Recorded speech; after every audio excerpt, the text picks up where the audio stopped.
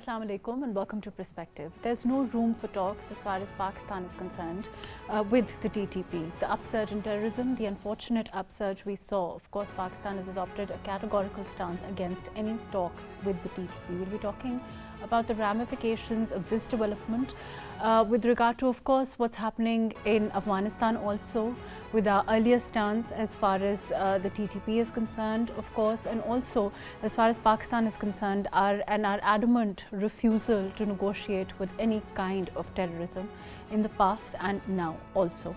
All of that today on Perspective. I have with me Arshad Yusufzai, who's an Afghan affairs expert. Thank you for being with us. We also have with us Ayaz Wazir, who is a former ambassador. Thank you for joining us. And Tahir Khan, who is a journalist. Thank you for being with us today. Ji, Tahir Sahab, of course, this as far as the kind of terrorism we saw, Pakistan's stance against, terrorism within our borders has always been a categorical no. But overall, as far as our policy is concerned, vis-a-vis what's happening in Afghanistan also, how do you look at the situation overall as far as this offer of mediation and our refusal to go down that route? Thank you for inviting me. I would say that the Afghan Taliban are under pressure because of not only the presence of the TTP, which Pakistan has been saying for a long time, but also from other countries, especially from the neighboring countries like China, Uzbekistan, Tajikistan, and even Iran, because all these countries feel that their opponents, militants, they are based in Afghanistan. So this is a natural concern of these countries. We are directly affected by whatever happens in Afghanistan. And there is no doubt that when the Taliban spokesman says that that his government is ready to mediate, you would know the Taliban government has already mediated when the former government in Pakistan. They started talks with the TTP in Afghanistan, and there were many series of talks.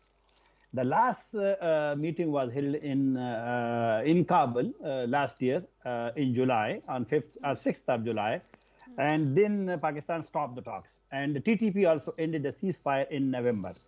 The problem is why both sides stopped the talks and the attacks by the TTP started. Because the conditions were not acceptable. The Pakistani condition were not acceptable to the TTP. And what the TTP has been demanding of the government and the state of Pakistan, that was not acceptable to the Pakistani government. So now Pakistan is facing a very serious, I would say, challenge, how to deal with this situation. That's why Pakistan has been asking Afghan government, the present government, to stop these people from acting against Pakistan. I would say, and I always say, that the Afghan Taliban would never take action against the Afghan Taliban because of their very old association, because the TTP has been saying they fought along with the Afghan Taliban against the US and the Americans. But this is true, but this is true that they have removed some TTP militants from the border areas. And you would, if you would check the internet, there has been no cross-border attack in Pakistan for a few months. I think since December last year.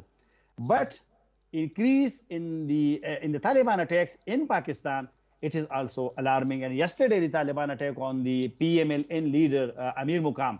This is against the TTP own policy that they would never target the political leaders. So I think challenges for the Pakistani government, Pakistani forces, challenges are increasing. Now it is up to our institution, our police, our army, other institutions, how to deal with this serious threat, because we will be having election this year. Let me come back to you. Tahir Sahab, I'm going to go to Arshad Yusufzai. Ji, Arshad Sahab, do you agree with what Tahir Sahab is saying? Of course, the recent attack on Amir Maqam Sahab also, and all, overall the kind of terrorism that we have seen, of course, the spillover effect from Afghanistan also. Do you think that their ability to control terrorism that comes from that side of the border, the Taliban, is hampered, or do you think that they're adequately able to do so? I do believe with Tahir Khan Sahab when he says about the TTP changing their tactics and sort of breaking their promises. Because in the past many years, they had said, especially after the takeover of the Afghan Taliban in Afghanistan, the TTP clearly said that their target is not civilians or politicians for that matter, but they were only targeting the security forces, police, and the Frontier Corps or FC on the border. So attack on engineer Amir Maqam Khan is one of the violations of that promise or claim. But when we talk about attacks inside Pakistan and how they have been hampered or tackled, I believe it is a difficult situation right now for Pakistani forces because if you look at what is happening in Waziristan, the security forces have been able to control or sort of reduce the attacks. It has been witnessed in North and South, both Waziristan. But the issue, again, is across the country or across at least 24 to 26 districts of Khyber Pakhtunkhwa, where sporadic attacks by TTP militants or people who claim to be with TTP are happening on a routine daily basis. And the number of attacks have also increased in Balochistan. One of the reasons that no one or security forces, even the best in the world, cannot control such attacks is that they are always happening unintentionally. There's no prior information about it in most cases. This is just a hit and run attack. Because we have witnessed that TTP in the past couple of years, they have carried out only a few, less than a dozen coordinated attacks. But in most cases, the attacks are always such that they just try to hit off-guard security forces or police officers at checkpoints or on a motorbike or in a police vehicle. So it is really difficult to control those attacks. But again, the point is controlling cross-border infiltration. I believe Pakistani forces and the border patrolling forces are successfully tackling that. Right, fair enough. Let me go back to Tahir Sahab. Tahir Sahab, during the kind of challenges that Pakistan has faced as far as Afghanistan is concerned, Afghanistan's own internal situation, do you think that it is at this time stable enough for the Afghan Taliban to retain the kind of control that is invariably needed for there to be a secure region as far as our own Pakistan, Afghanistan are all our strategic partners? This is very important question, and I would say yes, they can stop these people. They are fighting against the Daesh group because both are enemies. The second thing is they will have to address to the concern of the world community, especially the neighbors, and then especially Pakistan. And because TTP and Al-Qaeda or Uzbekistan Islamic Movement or the Tajik group, they have showed allegiance to the TTP, to the Afghan Taliban chief, and this is not now. This has been for a long time. Yes, Uzbekistan Islamic Movement, when they were thinking that they have not seen Mullah Omar for 10 years, so they switched the loyalties towards Daesh, because that time Abu Bakr Baghdadi was alive, and the Uzbekistan Islamic Movement has found a new Khalifa. That's why they switched loyalties. But now they are also again still with they consider the leader of the Afghan Taliban their leader. When this is the situation, that the TTP consider the Taliban leader as their Amir, their chief. So the Amir order is usually these Islamic groups, these militant groups, or what you are called them terrorists or any militant, they accept the order, the instruction, or the hukam, or the farman of Amir. So if the Afghan Taliban want that if they can remove some TTP leaders from the border region, so they can stop them. But they would not stop them. Because I still remember when there was the first Shura meeting in August, in the last week of August in Kandahar in 2021. I was myself in Afghanistan that time. And in that meeting, that was the first meeting after the Taliban took over, just few days after the Taliban took over.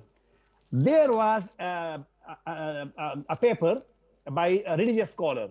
And the summary of the paper is that the Afghan Taliban or the Afghan Taliban government, they don't have the power to stop any group from their activity. So this was the base. And Mullah Omar example is still, we still remember that the whole world is asking him to hand over Osama bin Laden, but he refused because this is Afghan tradition. And this is also, I would say, not Afghan tradition, but because of their jihadi, because they were guests. So all militants are now considered as mujahideen in Afghanistan. The foreign militants, they are considered as a very honorable guest. So this is a situation, but I would agree with your question that yes, they can stop these groups if they want. But you think that there is, let me go to Arshad Saab. Arshad Saab, do you agree? You think that there is perhaps, you know, the kind of resolve that is needed is missing then? Essentially what Tahir Saab is saying that, you know, were they, you know, resolved enough, were they sincere enough to do so, then there would not be any spillover effect. Well, I believe there are a couple of other factors as well that are stopping the Afghan Taliban to do anything against any militant group that is hiding in Afghanistan, including the TTP. One of the factors is there is a genuine fear among the Taliban, the Afghan Taliban leadership, that if they were to go against TTP, ETIM, or Al Qaeda or any other group, there is a greater chance of those people joining ISK. So if this was to happen, and this was almost the case when Pakistan was talking with the TTP last year, facilitated by Sirajuddin Haqqani and others, that there were reports of one or more than one person, TTP commanders, going against the will of the Afghan Taliban, or at least trying to show their resentment that they were not happy with the peace talks. And there were concerns that they might join ISK, and there are still credible reports that some, or some hundred, a few hundred TTP fighters or other people who were armed or weapon bearers in Afghanistan in the past governments, or militia who were paid for by warlords, they have joined ISK in Afghanistan, and they are fighting against the Afghan government, the de facto government, as well as Pakistan. So that is one of the factors that the Afghan Taliban will not try to do anything against the TTP. Then, like Tahir Khan mentioned earlier, the relation between the TTP, excuse me, the relation between TTP and Afghan Taliban goes many years. It is so old that they cannot differentiate, they cannot do anything against each other. In fact, there are relations that there are intermarriages. The TTP claim that they fought alongside the Afghan Taliban in Kunar, in Nuristan, and in Nangarhar against, and also in Khost against the Americans. So that relation also then makes it difficult for Afghan Taliban to do anything against TTP. And lastly, the Afghan Taliban claim that all those mujahideen or fighters who are hiding in Afghanistan are there because they need shelter, or they are in need of shelter, and they are fighting or have any grievances against the government. They should not be forced out of Afghanistan, but the Afghan Taliban should help them resit with their countries and negotiate whatever is possible for them. So I believe that these factors would stop the Afghan government to do anything against any fighting group. Let me go to Ayaz Saab. I will come back to you. We have with us Ayaz Wazir, who's a former ambassador. Ayaz Saab, overall, we've been talking about the factors that are responsible for having the kind of spillover effect we've seen as far as terrorism from Afghanistan is concerned, and the ability of the Afghan Taliban to control it.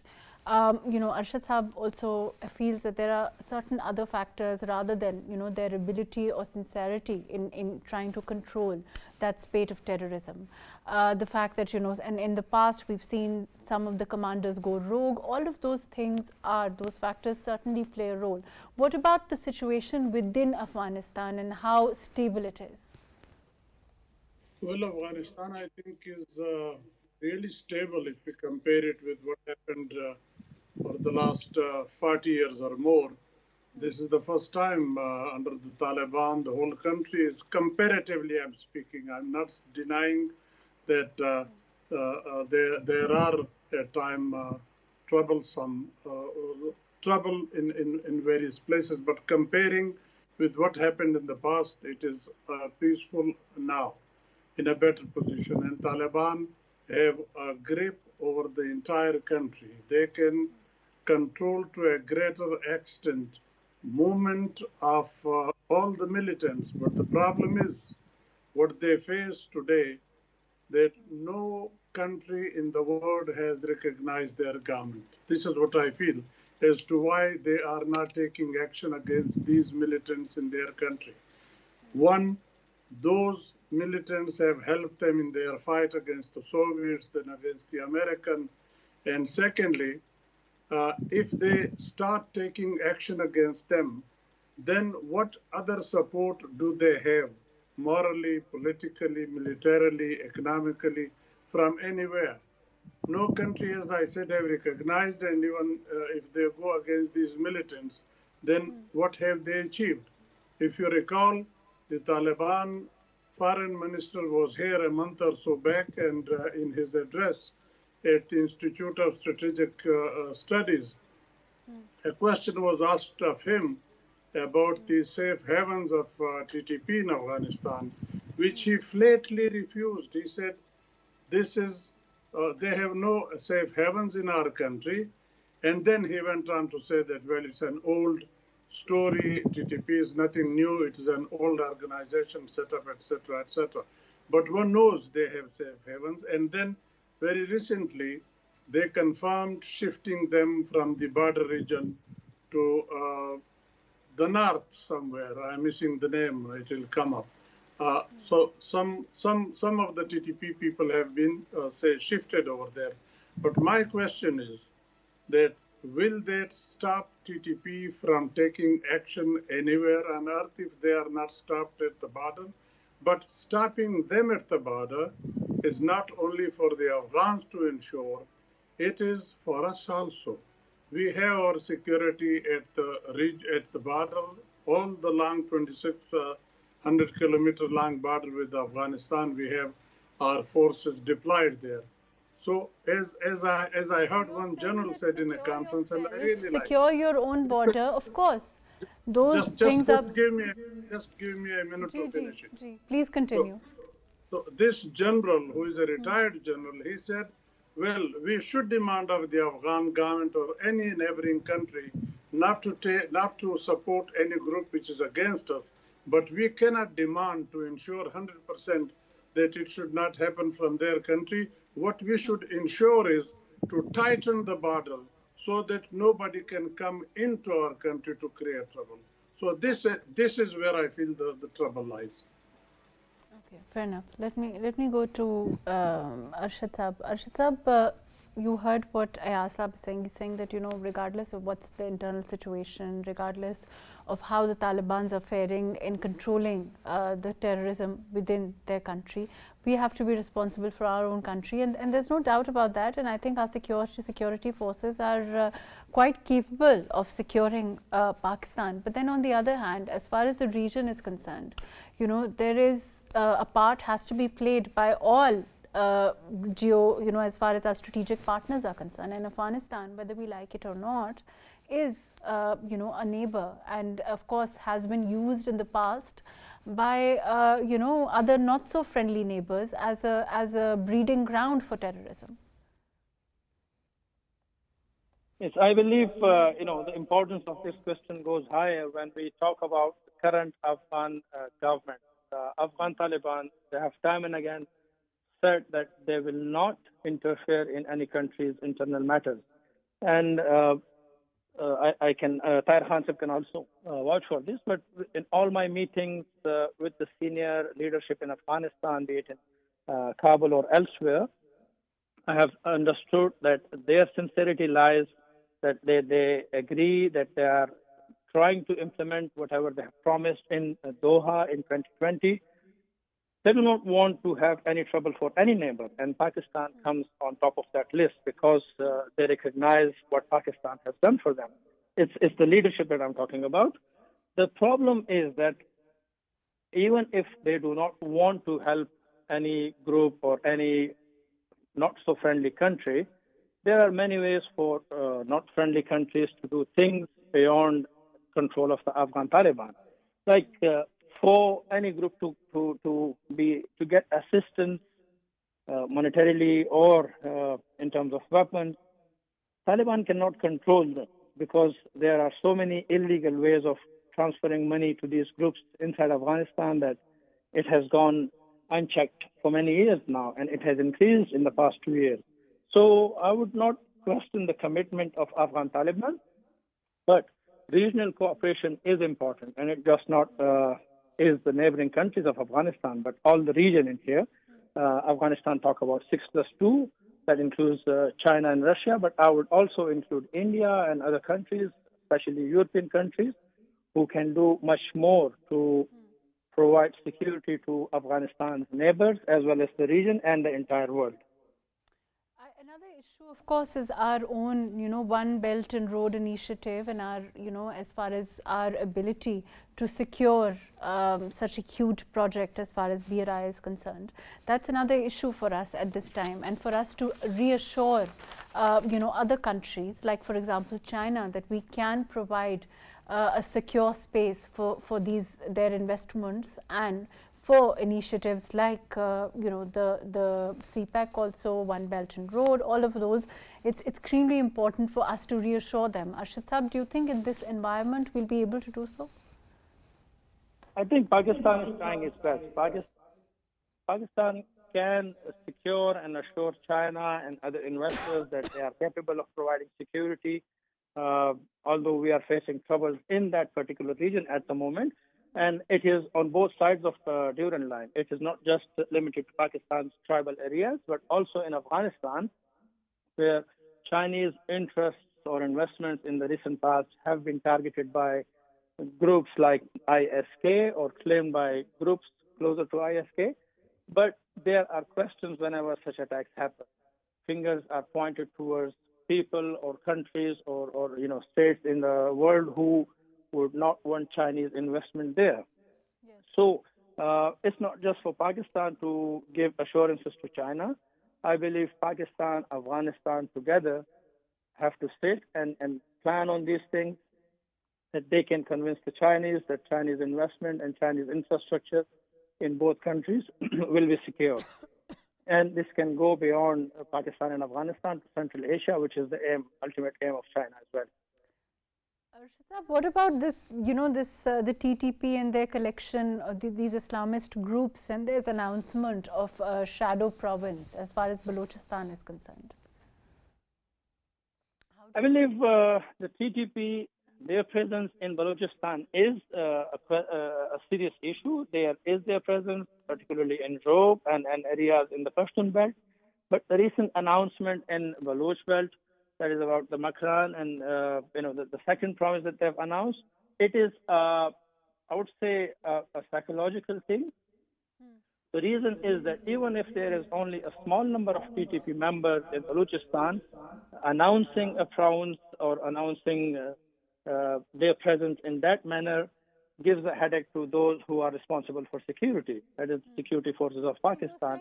So I believe the TTP are gaining on this because they are able to utilize social media. They know the importance of such news and propaganda.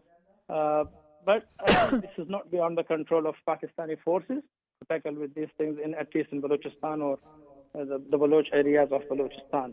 However, let me go to Ayaz. I'll come back to you. Ayaz, do you agree? You think that this is more of a threat, and it's allowed the social, it is being used. The social media is being used to create an unnecessary, threatening environment. Do you think it's that rather than anything real to it? Are we talking of Balochistan exclusively or the whole area, on the border with Afghanistan? Can you hear me?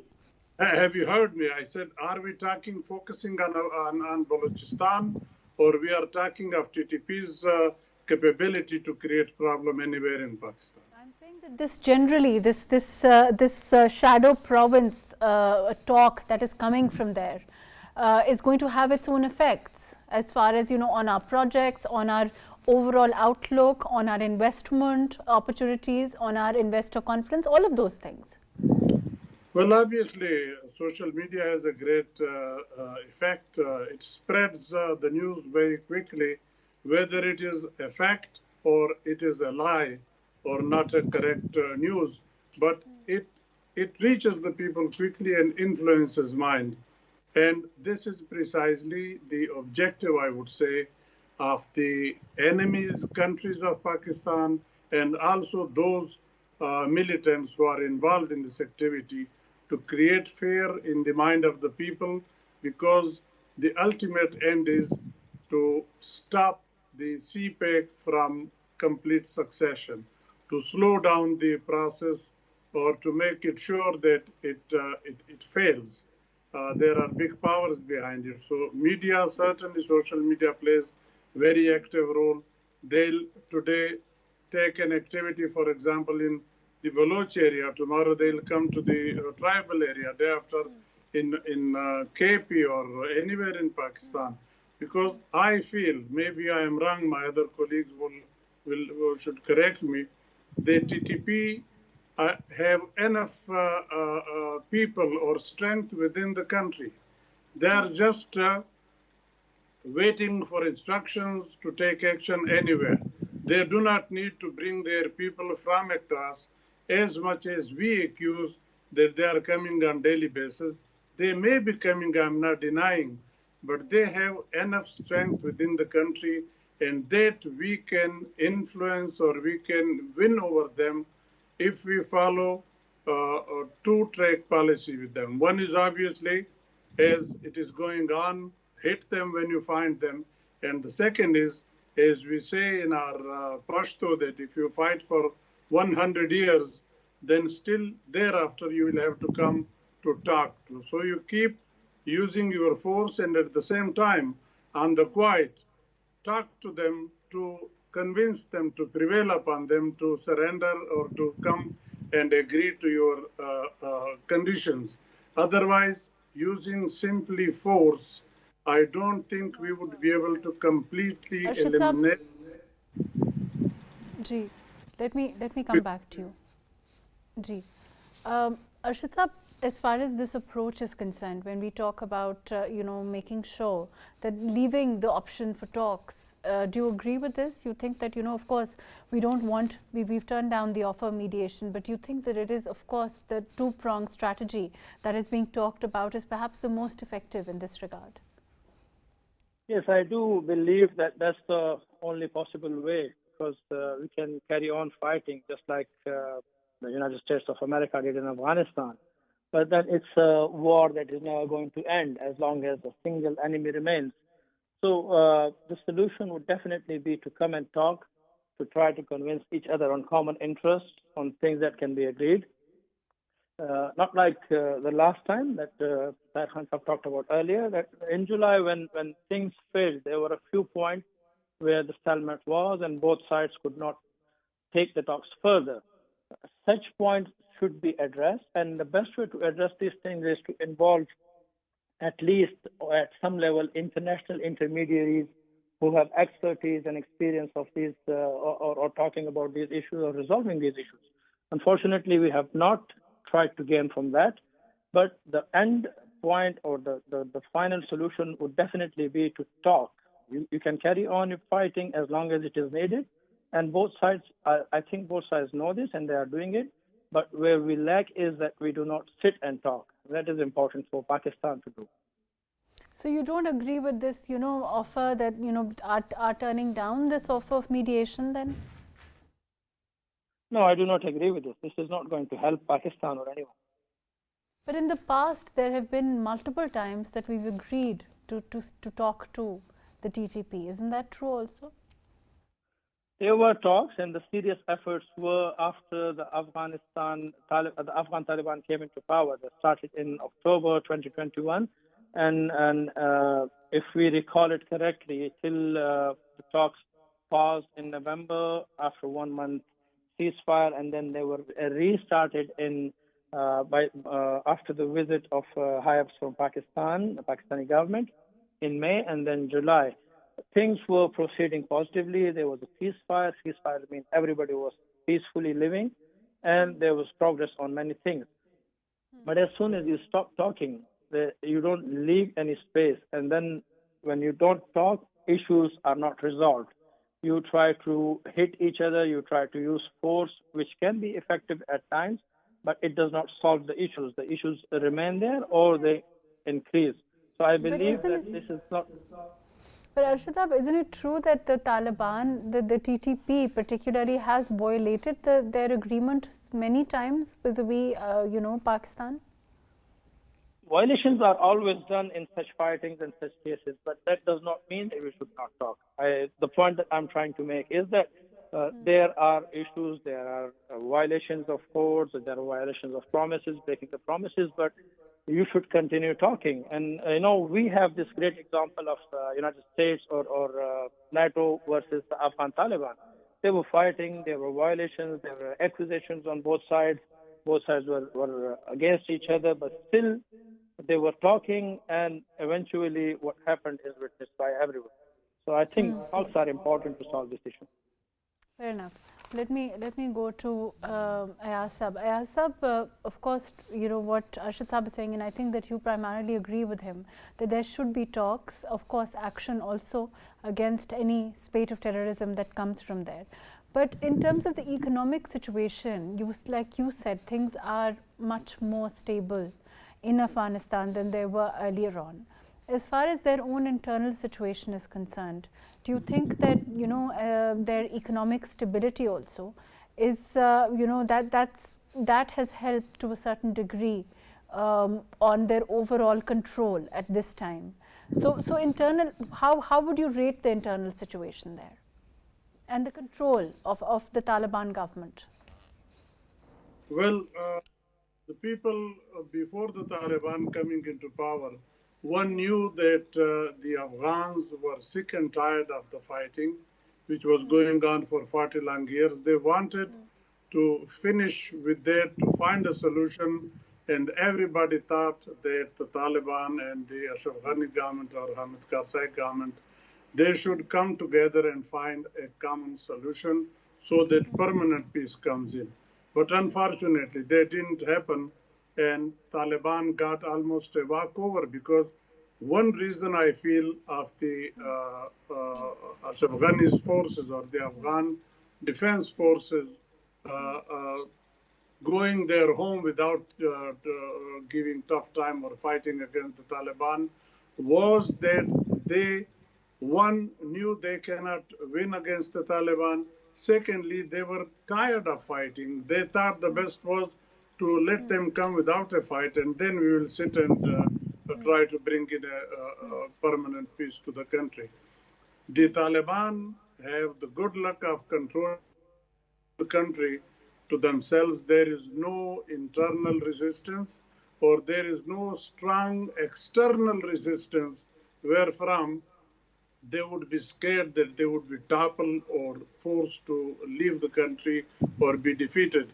So they have a complete grip. I remember what the foreign minister said in a talk over here. That was surprising. He said that we have doubled the salaries of the government servants. You know, Afghani currency is much stronger than our currency.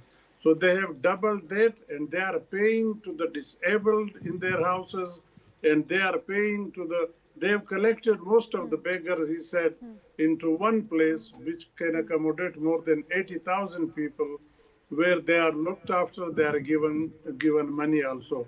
And they are running the government properly, because the biggest, I would say, contributory factor is that corruption has, if not completely eliminated, it has really come down much lower. There is hardly any corruption in Afghanistan. If the top is not corrupt, how can the bottom be corrupt? So whatever revenue they generate, they spend properly, and they are living within that, despite the fact that no country has recognized. Because they're in control, things will likely be better for the region as a whole now. Well, I'm sure things would be better, but the region should also look into the problem that the Taliban are faced with. The Taliban, no doubt, had given their word in Doha that their soil will not be used against any, which today is unfortunately being used. But the Taliban, as I said in my earlier response, have neither been recognized nor assisted by other countries. Now, what choice do they But have? of course, Pakistan has tried to extend as much help as possible. I mean, Yeah, we can't deny that. no doubt. Pakistan, they respect a lot. Pakistan, they are trying to remove all the grievances that are. I mean, to narrow the trust deficit between the two, and that is, I think, why they have started moving TTP from the border region to far away in the north. They are trying, gradually trying to prevail and control so that the peaceful atmosphere or the peaceful situation in Kabul or in Afghanistan travels to the this side also. But for that, I would say the region particularly and the entire world body is responsible for not engaging with the Taliban. If you recall the earlier stint of the Taliban, when Mullah Omar was there, we used to request the Western countries, including America, to please engage with the Taliban. Don't force them to the wall. They didn't listen, and you know what happened. That is a history. The same request I will repeat now. Please engage with the Taliban. It is a force to reckon with. You can't wish them away. They are there. So what choice do you have? Not to talk to them, to annoy them, to put them to the wall, or you talk to them to convince them to deal with them like a government so that peace returns not only to Afghanistan but to the entire region. So if they have responsibility to the neighboring countries also have responsibility towards Afghanistan to contribute and convince, like Pakistan is doing, convince the world body that the Taliban is a force that we have to deal with and must be recognized. The beginning should be, if I was a policymaker in my country, I would recognize the Taliban government the next day because I would be worried more for my country's interest than for the regional interest, because the regional interest after the Taliban takeover of Afghanistan has not been the same as it was before their taking over. So we agreed Right, with fair the enough. region Thank you so before the much. Taliban. Ji, thank you so much, Ayaz Saab. Thank you for your very valuable input. Arshad Yusufzai Saab, thank you for joining us today. Ayaz Wazir Saab, thank you for your very valuable time. Of course, as far as the Taliban are concerned, as far as the internal situation of Afghanistan is concerned, it's going to have its ramifications. It's going to have an effect on Pakistan as a whole. As far as the TTP is concerned, a two-pronged strategy, of course, of coming down hard on them if terrorism does flow from there, as we did in the past also. But as far as Arshad Yusufzai Saab is concerned and Ayaz Wazir Saab is concerned, they both feel that perhaps talks should be an option that should remain on the agenda as far as Pakistan is concerned. Of course, Pakistan maintains and has complete authority and complete control of its defense and ability to control its own borders. We can and we have secured our own internal situation as far as security is concerned to ensure that we provide a viable and secure environment for any kind of investment, for any kind of projects that we undertake, regardless of whatever insinuations are being made as far as the TTP is concerned. Thank you so much for joining us today on Perspective.